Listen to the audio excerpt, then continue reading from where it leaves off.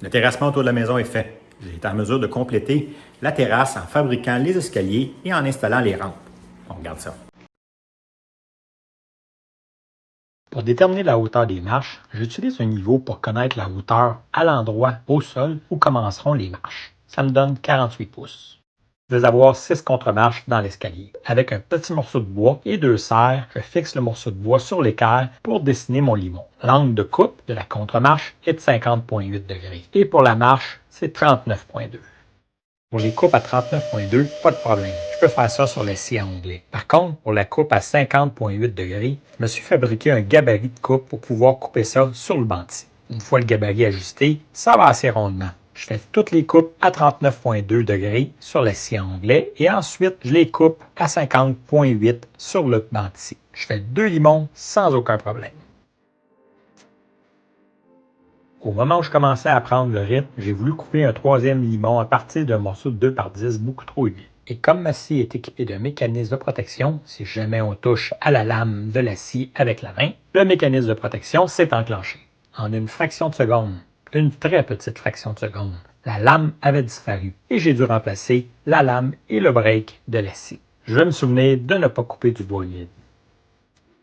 Bon, une fois que j'ai remplacé la lame, j'ai pu compléter les coupes. En fait, il restait un petit bout de coupe à faire avec la scie sauteuse. Et voilà, mes 8 limons sont prêts et tous bel et bien identiques. Une fois l'assemblage des limons réalisé, j'ai mis ça au niveau. Sur le côté, pour ne pas voir sous l'escalier, j'ai fait une structure pour permettre de mettre verticalement des restants de planches de Trex.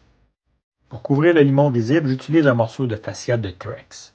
Une fois en place, pour le couper, j'utilise au début l'outil oscillant pour m'apercevoir que ça va bien mieux à la main avec la scie japonaise.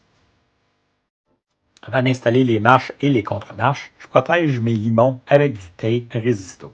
Je peux maintenant installer les marches. Au fond, une planche avec rainure. En façade, une planche sans rainure coupée à 45 degrés et un morceau sur le côté pour le retour découpé dans une planche sans rainure.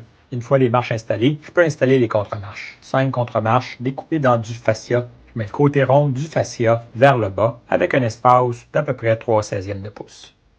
Pour compléter la finition, j'ai fabriqué des coins en Trex pour cacher la jonction entre la contre-marche et le capage du limon.